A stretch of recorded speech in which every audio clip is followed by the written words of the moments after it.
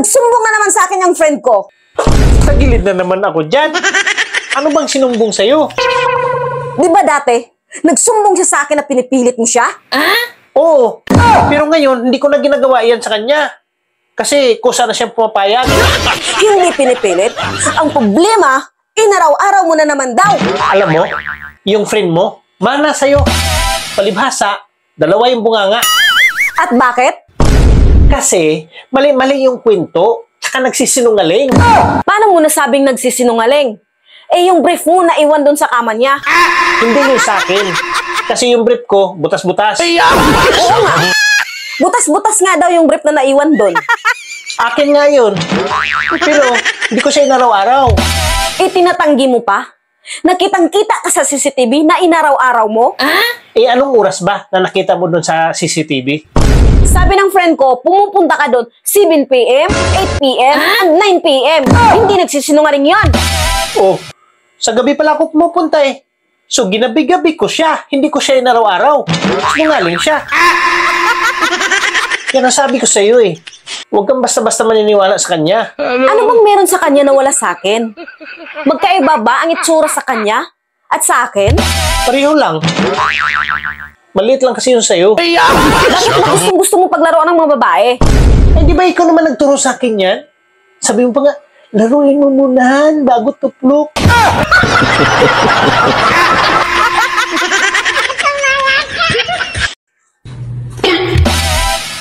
Ba't napakaraming grocery? Saan galing to? Ah, galing yan kay kumari mo. Sinong kumari? Eh, ang dami kong kumari eh. Yung kumari mo, yung galing sa ibang bansa, yung single mom, yung sabi mong kuripot, siya yung nagbigay niyan. Kuripot yun. Pero nagbigay ng ganito karaming grocery?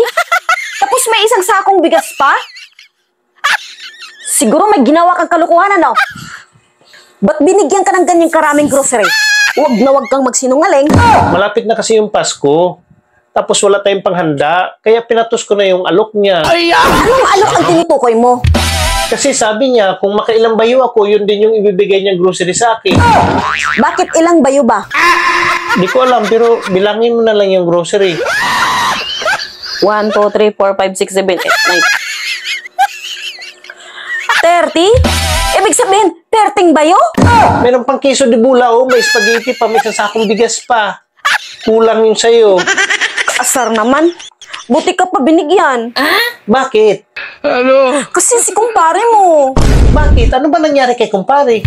Kasi kahit nakaraming bayo siya, ako pa yung nagbigay. Kawawa ka naman. Hindi ah. Siya yung kawawa. Siya patuloy yung kawawa. Oo. Namuti mata niya eh.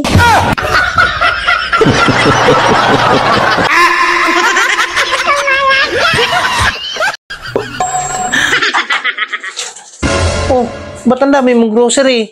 Wala ka naman pera, paano ka nagkaroon yan? Ay, binigay lang to sa akin.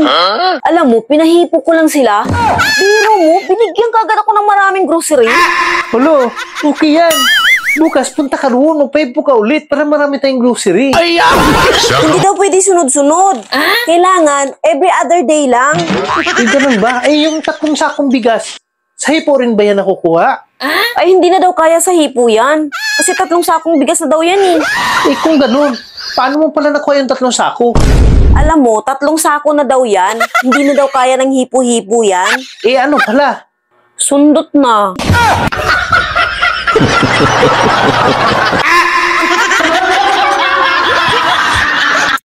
Ba't kaya masyado akong lapitin sa mga lalaki? Wow! Ang haba ng hair mo. Paano kasi? Nagpapakita ka rin siguro ng motibo. Kaya ganon. Hindi ah. Hindi naman ako ganun. Eh kung hindi ka ganon, eh paano kasi? Eh lahat ng suot mo, halos kita yung kaluluwa mo. Ngayon ko lang alam. Nakikita ba yung kaluluwa? Alam mo, kung hindi mo baguhin yung mga kasuotan mo, talagang hihipuin nila yan. Baka hindi ko alam, nahipo na nga siguro yan eh. Sobra-sobra naman yung sayo. Oo, may pinahipo ako sa kanila. Pero hindi kaluluwa. Ay kung hindi kaluluwa, eh di ano? Uday. Yun na nga yung tinutukoy ko na kaluluwa eh. Ah, ganun ba? Kaluluwa pala ang puday?